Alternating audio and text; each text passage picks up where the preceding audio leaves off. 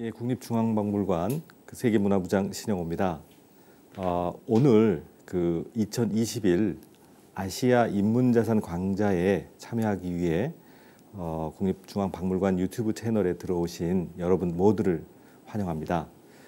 이 강좌는 국립중앙박물관과 서울대학교 아시아연구소가 함께 시민들에게 아시아의 역사와 문화에 대한 지식을 나누고자 만든 것입니다.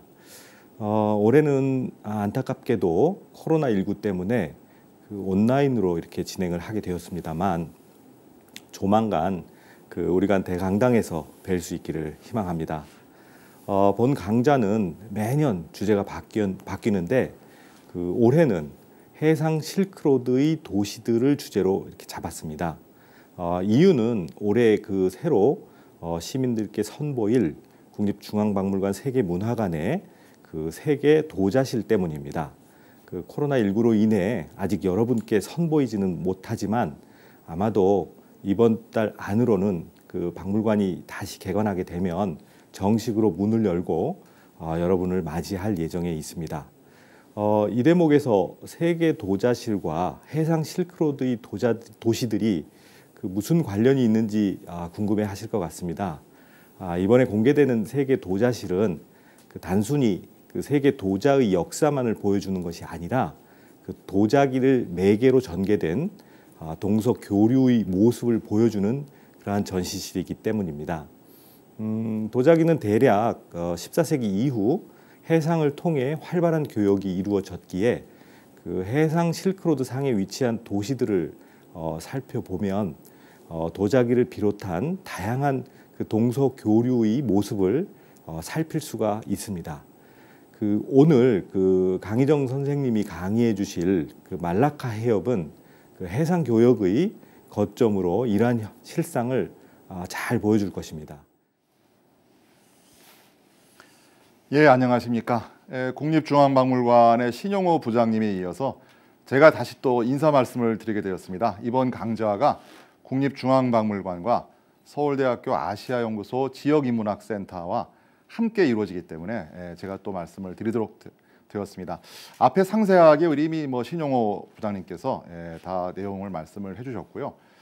이제 저희가 이걸 하다 보면은 많은 질문이 왜 아시아 할 때 이제 S가 소문자냐, 이거 오자 아니냐 하는데 저희의 이 의도는 아시아, 인 아시아, 즉 아시아를 구성하는, 즉 넓은 의미의 메가아시아 내에서 동북아시아, 동남아시아, 중앙아시아 등등이 다 포괄되는 그런 개념이기 때문에 혹시라도 뒤에 오자라고 소문자 S에 대해서 지적하실 필요는 없을 것 같고요. 저희가 이제 요즘 보면은 중국의 1대1로 이야기도 있고 또 대한민국도 신북방, 신남방 이런 이야기들을 하는데 정작 우리가 중국이나 일본을 제외한 다른 아시아에 대해서는 참 모른다라는 생각을 갖고 있습니다. 저희 이제 아시아 연구소에서 다양한 이러한 학술 활동과 함께 이제 일반 어떤 교양의 강좌 등등도 진행을 하고 있습니다. 이런 과정에 역시 저희가 국립중앙박물관과 이번에 공동 행사를 하면서 역시 제일 먼저 내세운 주제는 아시아의 해상 실크로드, 정확히는 실크만이 아니라 조금 전에 신영호 부장님 말씀대로 도자기 또 향신료가 움직였던 그러한 길, 그리고 거기에 대한 도시들에 대한 말씀을 지금 비록 우리가 이게 줌으로 혹은 유튜브로 보고 있지만 정말로 좀 현실감 있게 많은 사진들을 보면서 강의할 수 있을 것으로 생각이 됩니다.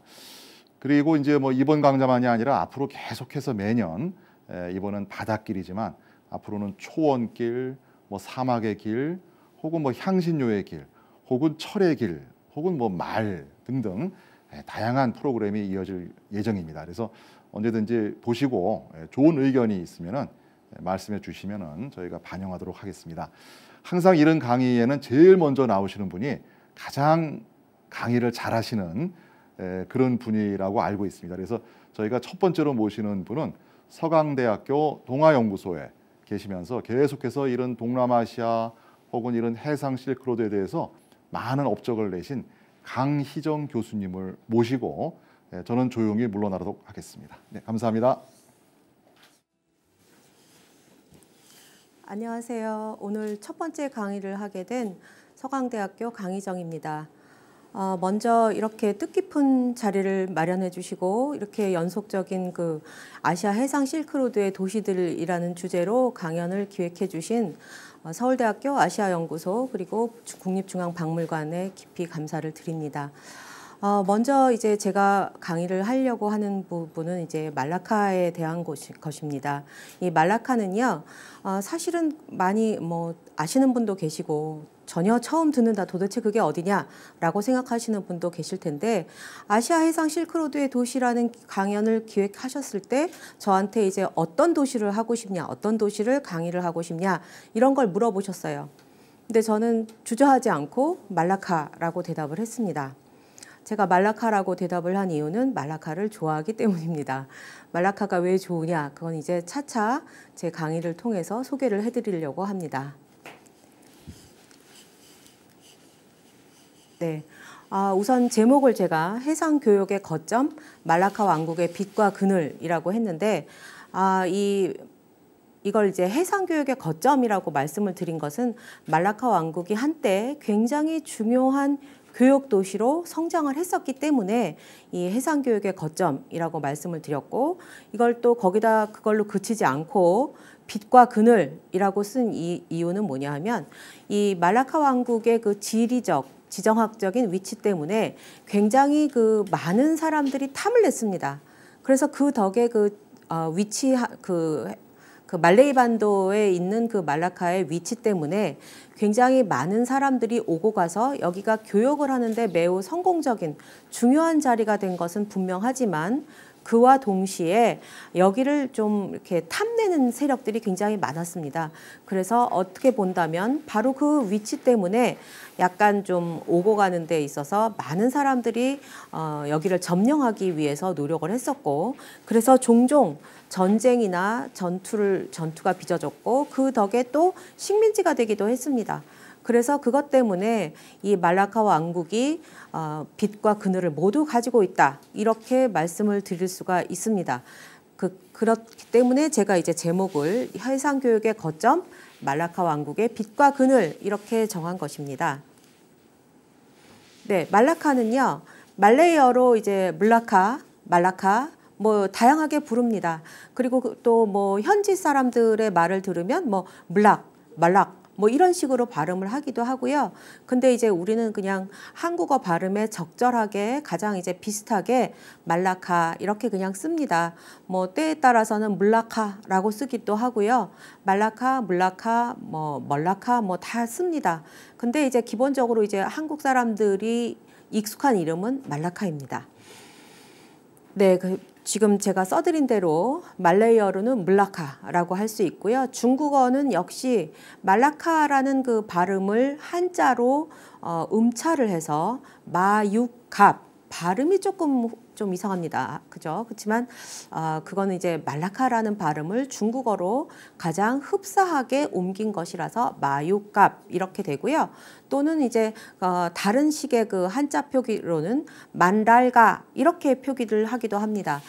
마육갑, 만랄가 다 같은 말라카를 가리키는 말입니다. 주로 명사의 이 이름들이 나옵니다.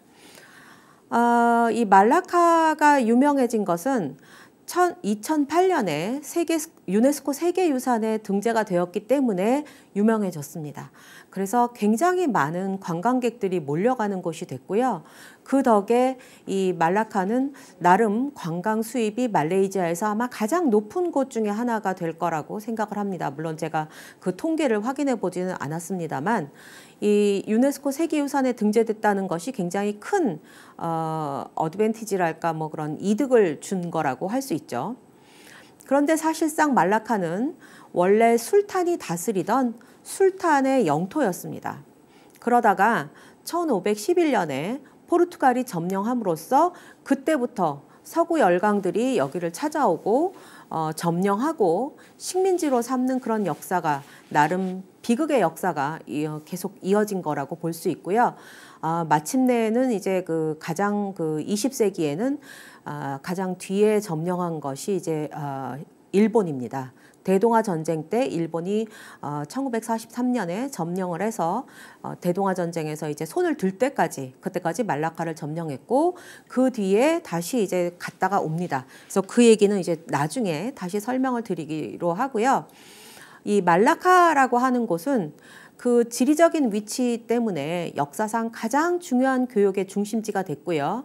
현재는 말레이시아에서 가장 많은 관광객이 찾는 곳 중에 하나입니다. 그리고 제가 이 말라카를 아까 굉장히 좋아한다라고 말씀을 드렸는데 그렇게 말씀을 드릴 수 있었던 이유는 뭐냐 하면 굉장히 문화가 독특해요. 동남아시아가 전반적으로 아주 복합적이고 다문화적인 성격을 아주 많이 보여주는데 말라카도 예외가 아닙니다.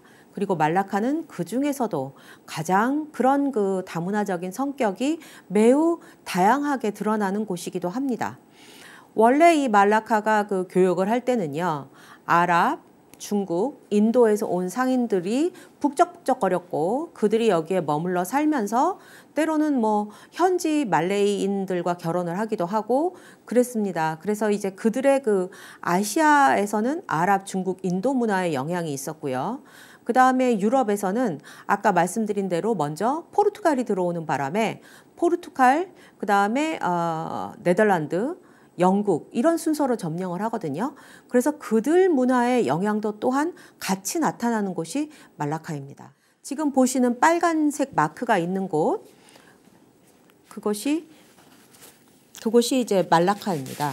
지금 맨 아래 싱가포르라고 써 있는 거 혹시 보이시나요? 네, 아래쪽에 싱가포르이 있고 그 위에 글씨는 말레이시아라고 되어 있습니다. 그리고 그 위에 그 위로 올라가면 태국이 되는데요. 여기를 좀 확대해서 보시면 이렇습니다. 그래서 지금 보시는 여기가 싱가포르이고요. 싱가포르에서 그 위쪽으로 쿠알라룸푸르와 싱가포르 사이에 있는 곳이 말라카입니다.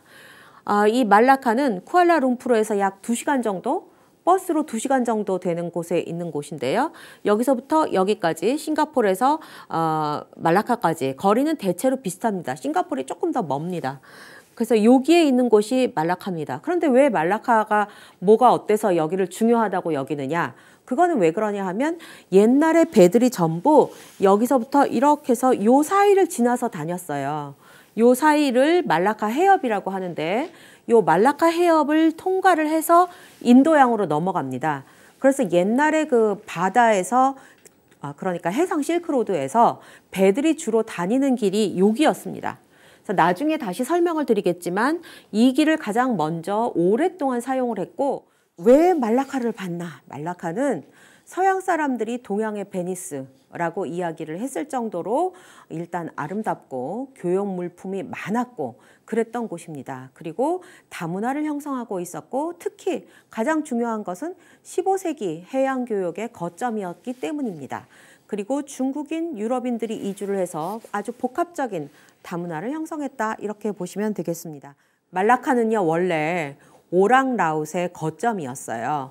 오랑라웃이라고 하는 것은 우리가 이 말레이 말인데요. 오랑이 사람이란 뜻입니다. 오랑이 사람이라는 뜻이에요. 오랑우탄 아시죠? 오랑우탄의 오랑 사람이기 때문에 그걸 붙인 거거든요. 그래서 오랑라웃은요. seaman, sea people 이런 뜻이에요. 그러니까 바다에 사는 사람들인 거죠. 그 이전에는 그냥 바다에 사는 사람들, 오랑라웃이 살고 있는 그냥 그런 뭐랄까 그냥 어촌 정도였던 것입니다. 그런데 이 말라카가 중요한 그 위치에 오르게 된 것은 1402년에 싱가포르 방면에서 파라메슈바라라고 하는 왕자가 와요. 그래서 이 왕자는 여기에다가 술탄 왕국을 건립을 합니다. 사실은 이 왕자가 처음에 세운 것은 말라카라고 했는데 이 왕자는요. 원래 아까 제가 지도에서 보여드렸을 때 수마트라가 있었고 그 옆에 자바섬이 있었잖아요.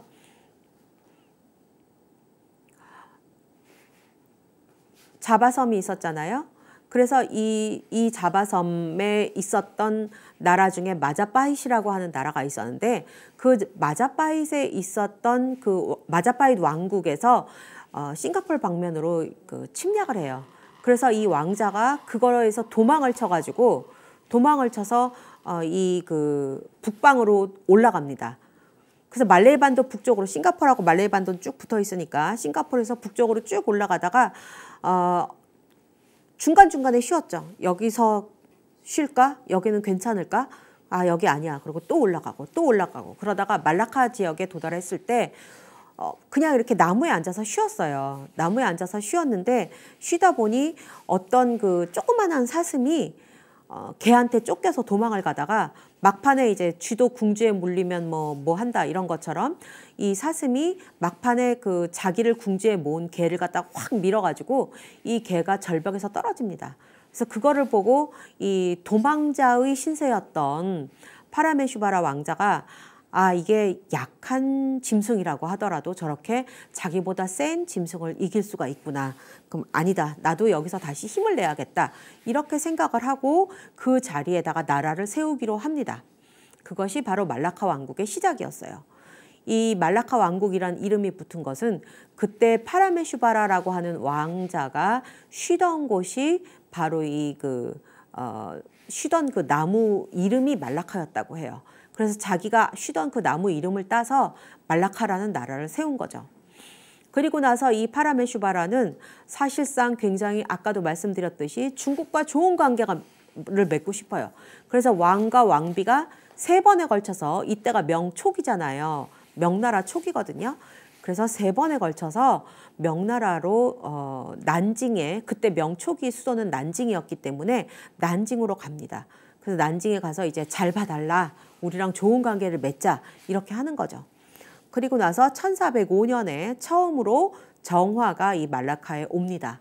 정화가 자신의 대함대를 이끌고 말라카에 왔는데 이때 그 정화와 잘 협상을 해서 이 왕자는 그 조공을 우리가 바치겠다. 조공 국가가 되겠다. 명나라에 이렇게 약속을 합니다. 그 대신 우리를 봐달라. 왜? 우리는 항상 태국의 위협에 놓여 있기 때문에 태국을 조금 막아줄 수 있는 힘을 너네가 줘야 된다. 우리를 도와줘야 된다. 이렇게 해서 약속을 하게 되는 것입니다. 그리고 나서 약 1402년부터 약 100년 동안 말라카가 아까 말씀드린 해상 실크로드 상에서 누릴 수 있었던 모든 것을 누려요. 모든 것을 누리고 모든 부를 축적을 합니다. 그러다가 그것을 눈독을 들인 게 누구였냐 하면 포르투갈이었어요. 그래서 1511년에 포르투갈이 말라카를 정복하고 아시아에서는 최초로 유럽 식민지를 만듭니다. 그리고 나서 이 포르투갈이 비실비실할 때 네덜란드가 점령을 해요. 그것이 1641년이에요. 그러니까 포르투갈은 약 130년가량 여기를 점령을 했던 거죠. 포르투갈이 여기를 점령한 이유는 좀 이따 다시 말씀을 드릴게요. 그리고 1824년에는 네덜란드 영이었던 이 말라카를 영국이 접수를 합니다. 그리고 나서 영국은 여기에 그 해협 식민지, 제가 옆에 써드렸지만 브리티시 세틀먼트라든가 스트레이트 세틀먼트라고 불리는데 이 해협 식민지를 건설합니다. 여기다가. 이때 해협 식민지라고 하는 것은 해협이 말라카 해협인 거죠. 말라카 해협이다 보니 그 말라카 해협을 따라서 있었던 나라, 도시죠. 페낭, 말라카, 싱가포르 이렇게를 쭉 있는 이 부분을 영국이 자신의 관할지로 하고 식민지로 만들고 그리고 거기다가 해협 식민지라는 이름을 붙였던 것입니다. 그 다음에 1942년부터 약 3년 동안 일본군이 점령을 하고요. 마침내 일본군이 물러난 다음에 영국이 다시 되돌아옵니다. 원래 우리 땅이니까. 영국이 생각하기에 원래 우리 땅이니까 일본군이 졌으니까 우리가 도로 간다. 그리고 도로 갔어요. 그리고 갔다가 1957년에 이제 손을 놓고 니네 맘대로 해라. 이제 니네 독립해라. 이렇게 봐줍니다. 그래서 말레이시아는 1957년에 독립을 한 것이 말라카의 독립으로 이어집니다. 똑같은 거죠, 뭐. 네, 그래서 정화를 제가 지금부터 보여드릴 것은 말라카가 가지고 있는 복합적인 문화의 성격들입니다. 이 문화들이 가장 많이 잘 보이는 것이 일단 중국계 문화인데 중국계 문화 가운데 특기할 만한 것은 바로 지금 보시는 챙훈탱이라고 하는 사원입니다. 이 사원은요.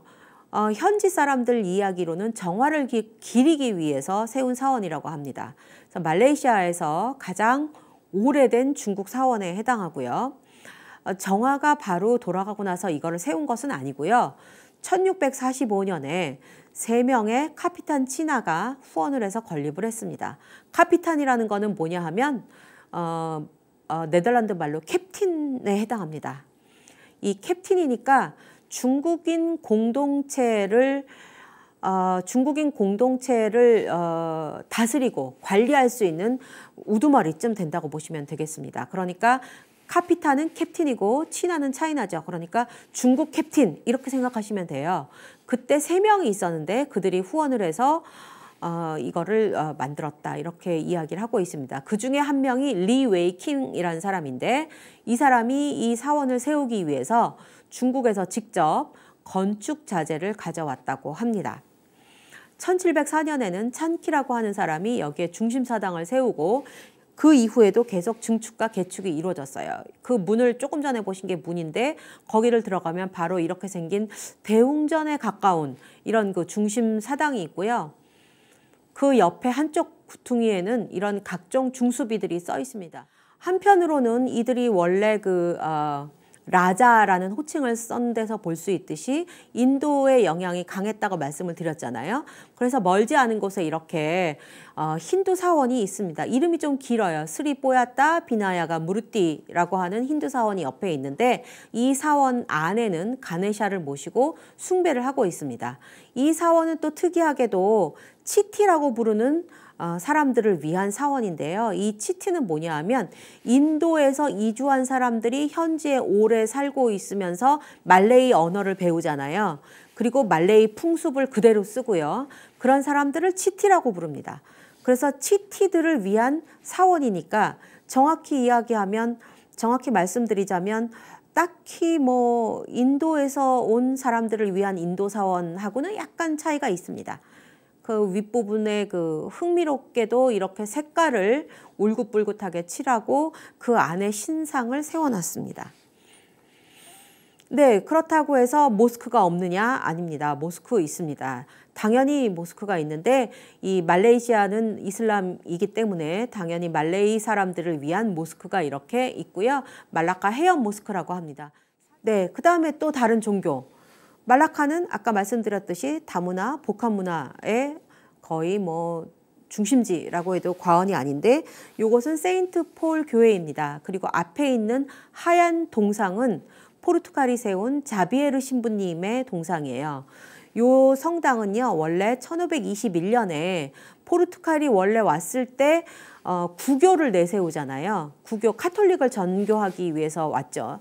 중남미에 갈 때도 카톨릭이었고 동남아에 올 때도 카톨릭이었습니다. 그래서 카톨릭을 전교하기 위해서 왔기 때문에 언덕 위에 이렇게 하얀 성당을 세웠어요. 그런데 그 이후에 네덜란드가 점령을 하잖아요. 그런데 이 네덜란드는 신교죠. 개신교입니다. 그러니까 네덜란드가 봤을 때 성당은 우스운 거예요. 그래서 거의 버려지다시피 하고 많이 파손이 됩니다. 유럽의 점령에 대해서 설명을 드리겠습니다.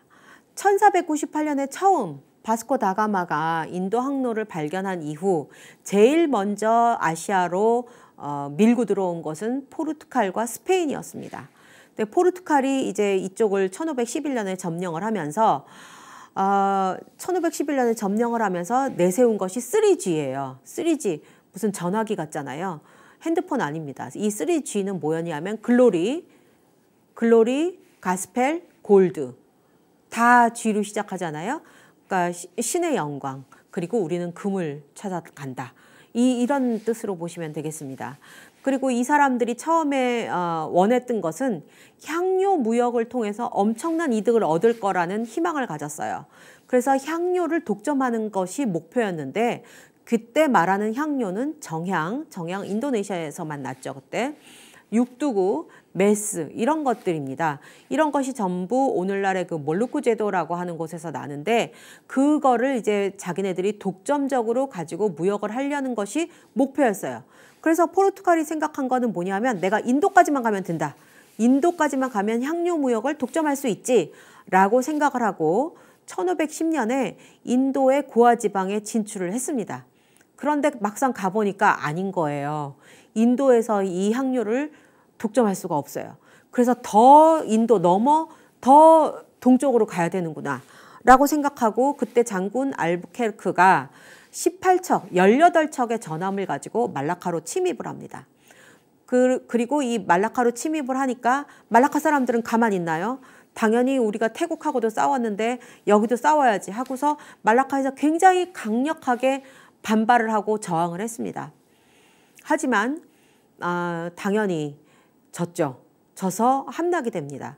이 말라카가 가지고 있었던 화력은 태국, 버마, 중국에서 대포를 수입한 것에서 왔다고 해요. 그러니까 이미 이 시기에 우리 임진왜란 일어나기 한참 전인데요. 이때 이 시기에 이미 태국, 버마, 중국에서 대포를 만들었고 그거를 말라카가 수입해서 막강하게 이 화력을 갖추고 있었다는 것이 참 놀라울 따름입니다. 그런데 포르투갈이 여기를 점령할 수 있었던 이유는 뭐냐 하면 무슬림이 아닌 사람들을 포섭한 거예요. 무슬림이 아닌 사람들을 포섭해서 이 아닌 사람들, 즉 중국계겠죠. 이런 사람들을 포섭해서 이들과의 협동작전을 펼쳐서 점령을 할 수가 있었습니다. 네, 그 다음에 하나 더 보여드릴 것은 이제 페라나칸 문화와 바바뇨냐라고 하는 것인데, 페라나칸이라는 거는 말하자면 우리가 옛날에 세계사 시간 같은 때에 중남미의 메스티조 이런 거 배우셨잖아요. 식민지 본국과 현지인들의 혼혈로 인해서 태어난 사람들. 그것이 중남미에서는 메스티조라는 이름으로 불렸다고 한다면 동남아시아에서는 페라나칸이라는 이름으로 불립니다. 페라나칸은 현지인 또는 현지에서 태어난 사람 이런 뜻이거든요. 그리고 그거를 말레이 쪽에서는 바바뇨냐라고 부르기도 해요. 바바는 남자 어른을 가리키는 말이고요. 뇨냐는 여자 어른을 가리키는 말입니다. 그래서 페라나칸과 바바뇨냐는 발음하기도 좀 힘들고 낯설게 느껴지시지만 사실은 둘 다 같은 말이에요. 주로 외국인과 현지인들의 혼인으로 인해서 태어난 후손, 그리고 그 후손들의 문화가 페라나칸 문화 혹은 바바뇨냐 문화입니다. 이 페라나칸과 바바뇨냐는 특히 동남아시아의 경우에는 중국에서 이주한 사람들이 너무나 많기 때문에 중국계 이주민들의 문화로 약간 혼동되기는 해요. 그런데 원래는 그렇지 않습니다. 왜냐하면 이 말라카만 해도 포르투갈이나 네덜란드가 점령한 지가 수백 년이잖아요. 그러다 보니 백인 유럽인들과 현지인과의 혼인 또는 그들에 의해서 태어난 사람들이 많고요. 인도에서 옮겨온 사람들도 많기 때문에 아까 치티 말씀을 드렸지만 같은 계통입니다. 그래서 페라나칸은 유럽인과 현지인 또는 인도인과 현지인, 대동아 전쟁 때는 일본인과 현지인 이런 혼인들에 의한 후사들이 많았습니다. 그래서 이들을 전부 그렇게 이야기를 하고요. 이것으로 강의를 마치겠습니다. 먼저 이렇게 좋은 자리, 좋은 강연할 기회를 주신 중앙박물관 아시아연구소 전부 다 감사를 드리고 또 길고 지루하고 낯선 이름들 사이에서 나름 좀 방황을 하셨을 수도 있지만 말라카 강의를 들어주신 여러분들께 또 감사를 드립니다. 감사합니다.